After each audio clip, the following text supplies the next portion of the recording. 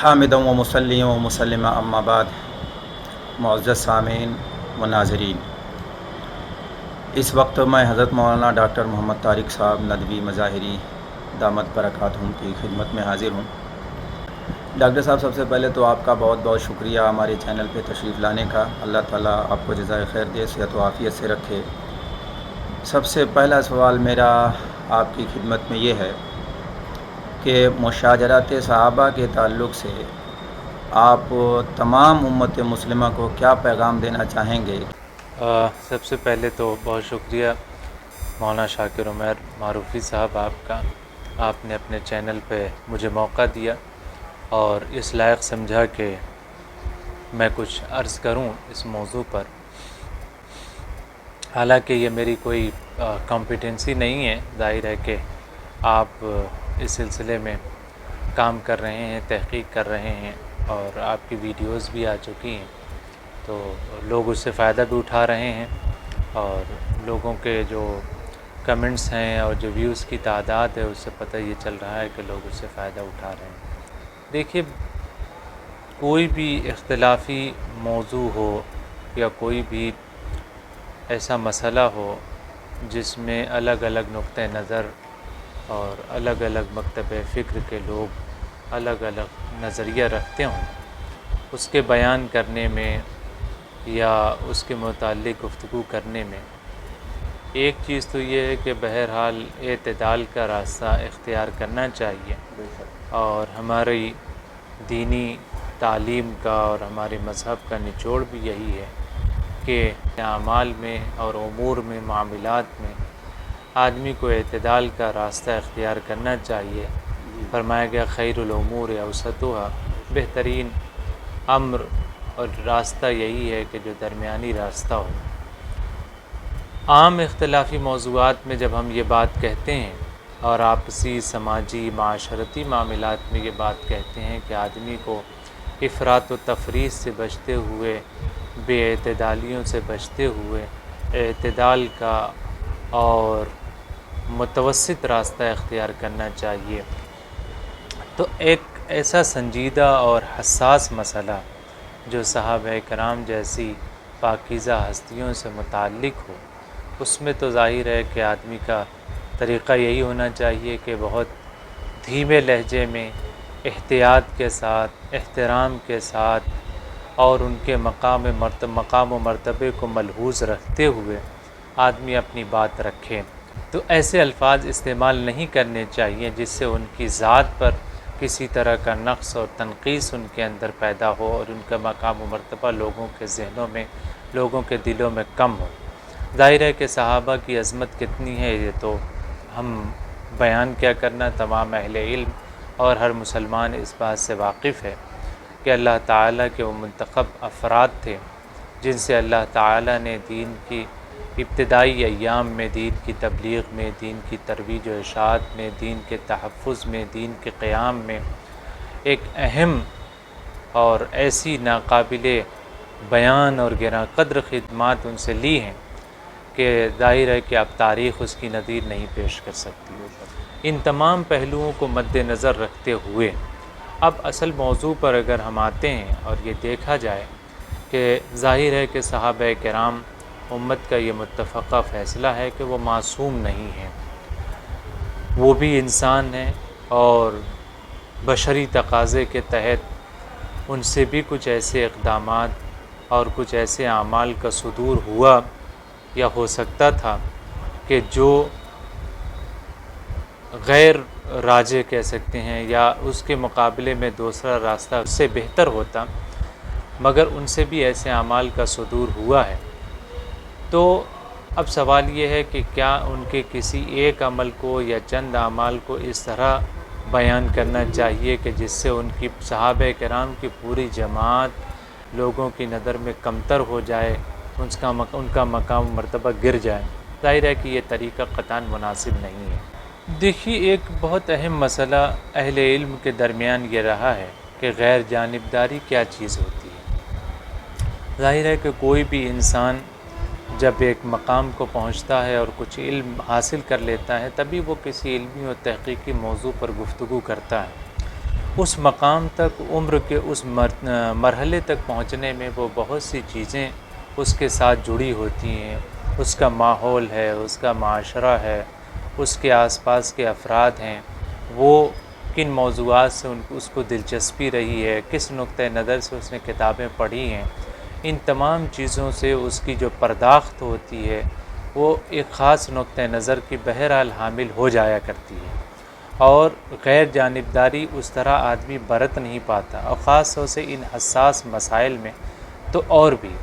رہ گیا معاملہ کہ مشاجرات صحابہ کا اس دور میں، جسے فتنوں کا دور کہا جاتا ہے، اس کا تذکرہ کرنا، میں سمجھتا ہوں کہ کسی دور میں بھی اس کا تذکر اس طرح نہیں ہونا چاہیے. اور یہ بات تو ہے کہ علمی طور پر اور تحقیق کے لیے ان مسائل کو زیر بحث لایا جاتا رہا ہے، اور علماء نے اس پہ کتابیں لکھی ہیں، اپنے موقف کو واضح کیا ہے، اور جو احادیث اس سلسلے میں آئی ہیں ان احادیث کا تجزیہ بھی کیا ہے، اور ان احادیث کا تجزیہ کرنے کے بعد ان سے مستنبط ہونے والے احکامات اور صورتحال بھی لکھی ہیں. لیکن ان مسائل کو عام کرنا اور ان کو اس طرح بیان کرنا کہ اسٹیج سے بیان کرنا اور بالکل ایک بازارو چیز بنا دینا، یہ قطعاً بھی مناسب نہیں ہے. ظاہر ہے کہ اس میں سوائے اختلاف کے اور سوائے بڑھنے کے اور لوگوں کا ذہن خراب ہونے کے اور ان بیانات کے زیر اثر آدمی کے دل میں جو عظمت صحابہ ہے وہ کم ہوتی ہے. ہاں، اتنی بات ضرور ہے کہ یہ بھی نہیں ہے کہ جو احادیث بیان ہوئی ہیں ہم اس کو بیان نہ کریں، جو تاریخی باتیں بیان ہوئی ہیں ہم اس کی جرح و تعدیل نہ کریں یا اس کا تجزیہ نہ کریں. اہل علم یہ کام کرتے رہے ہیں اور آئندہ بھی کرتے رہیں گے. جو اعتراضات اٹھتے ہیں اس کے جوابات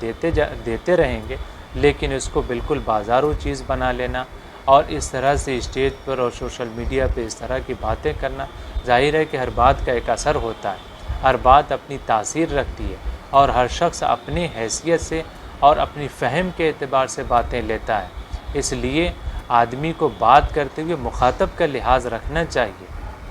یہ اہم مسائل ہیں، اس میں ہر عامت الناس کو، ہر آدمی کو، ہر ایک شخص کو آپ ایک ترازو میں، ایک پلڑے میں نہیں رکھ سکتے. اس لیے کہ پھر جب لوگ باتیں اپنے انداز سے بیان کریں گے تو وہ اس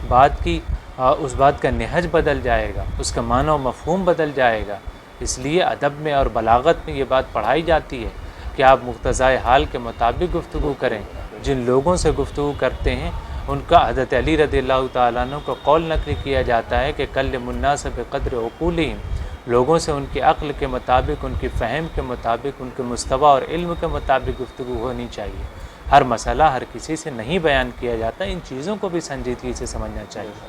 جی ڈاکٹر صاحب، ایک سوال اور ہے کہ محدثین، علماء، فقہا اس بات پر متفق ہو گئے صحابہ کی عدالت پر،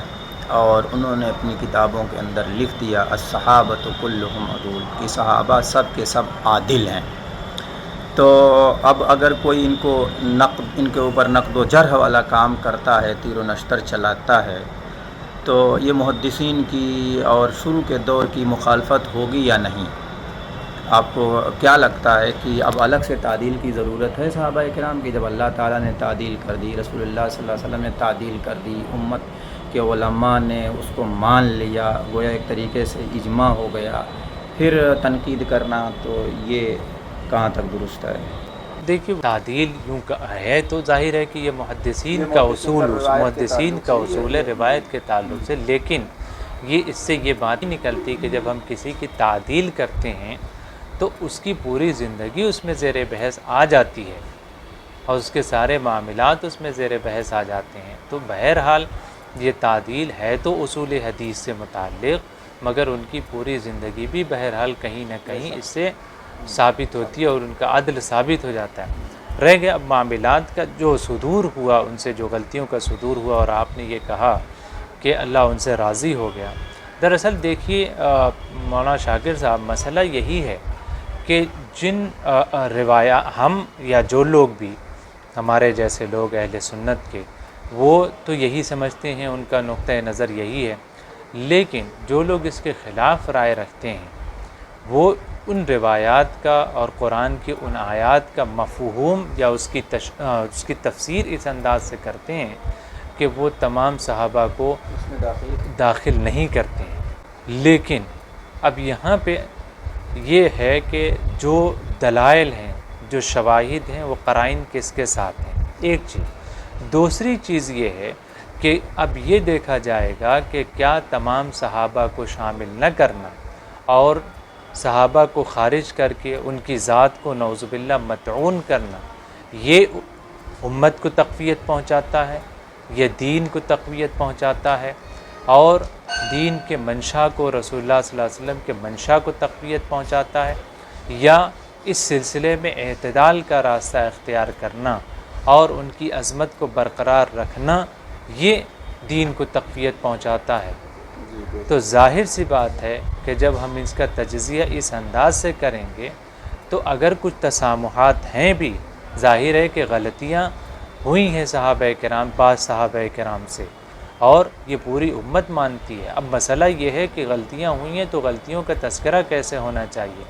غلطیوں کا تجزیہ کس انداز سے ہونا چاہیے، ان واقعات کا بیان کیسے ہونا چاہیے۔ ظاہر ہے کہ جب ہمارے اپنے رشتہ داروں سے غلطیاں ہوتی ہیں، ہمارے باپ سے غلطی ہو جاتی ہے، ماں سے غلطی ہوتی ہے، ہمارے چچا سے غلطی ہوتی ہے، ہمارے استاد سے غلطی ہوتی ہے، اور ایک محلے میں پھرنے والے ایک بدماش اور آوارہ شخص بھی سے غلطی ہوتی ہے، تو کیا ہم سب کی غلطیوں کو ایک انداز سے بیان کرتے ہیں؟ ظاہر ہے کہ ایک انداز سے بیان نہیں کرتے ہیں۔ غلطیاں کس سے ہوئی ہیں، کس نوعیت کی ہوئی ہیں، اس کا کیا اثر ہوا ہے، ان تمام چیزوں کو ملحوظ خاطر رکھنا چاہیے، اور کسی کی غلطی کو بیان کرتے ہوئے اس کی شخصیت کو بھی، اس کے مقام و مرتبے کو بھی، اور چلیے کچھ بھی نہیں تو کم سے کم تمام امت اس بات پر تو اتفاق ہے، چند روافظ کو چھوڑ کر تمام امت کا اس بات پر تو اتفاق ہے کہ یہ تمام صحبت رسول اللہ صلی اللہ علیہ وسلم کی صحبت یافتہ ہیں، یہ صحابی رسول ہیں، اور صحابی کا مرتبہ کیا ہے یہ کوئی بتانے کی چیز نہیں، ہر اہل علم جانتا ہے، کم سے کم اسی کا لحاظ کرنا چاہیے، اور ان واقعات کو بیان کرتے ہوئے کم سے کم آدمی کو اس انداز سے گفتگو کرنی چاہیے کہ مقام صحابیت مجروح نہ ہو پائے۔ بے شک بے شک۔ ڈاکٹر صاحب ایک آخری بات، وہ سلمان ندوی صاحب جو موضوع روایات، من گھڑت جعلی روایات، لا اصل لہا روایات کا ذکر کرتے ہیں، تو یہ کیوں کر ذکر کرتے ہیں؟ کون سی چیز ان کو ابھارتی ہے اس طرح کی چیزوں پر؟ ذرا سا اس پر روشنی ڈالیں۔ دیکھیے اب اس میں کسی ایک شخص کی، کسی ایک فرد کی یا اس کی ذات کو موضوع بنا کر یا مرکز بنا کر گفتگو نہ بھی کی جائے، مولانا سلمان صاحب سے ہٹ کر بات کی جائے، تو عموماً انسانی فطرت یہی ہے کہ جب وہ ایک خاص نقطہ نظر قائم کر لیتا ہے تو اس کے بعد اس کے ثبوت کے لیے ہر ان دلائل سے احتجاج پکڑتا ہے، استناد کرتا ہے، جو کم درجے کے بھی ہوں، جو مرجوح ہوں، جو یعنی روایتوں میں دیکھیں تو ضعیف روایتیں، ضعیف ترین روایتیں، بعض علماء نے جن کو محدثین نے موضوع لکھا ہو، روات ہیں، ان روات پر سخت گرفت کی ہو اور سخت جرح کی، اس کے باوجود بھی وہ روایتیں اس طرح بیان کرتا ہے، اور ان علماء کی جرح کو پھر سامنے لے آتا ہے جو ذرا متساہل مانے جاتے ہیں، اور ان جہاں سے بھی اس کو اس اپنی بات کی تقویت کے لیے کوئی قرینہ، کوئی دلیل، کوئی اشارہ مل جاتا ہے، وہ سب کو لے آتا ہے، بجائے اس کے کہ وہ پوری دیانتداری کے ساتھ، پوری ایمانداری اور امانتداری کے ساتھ اور غیر متعصب ہو کر کے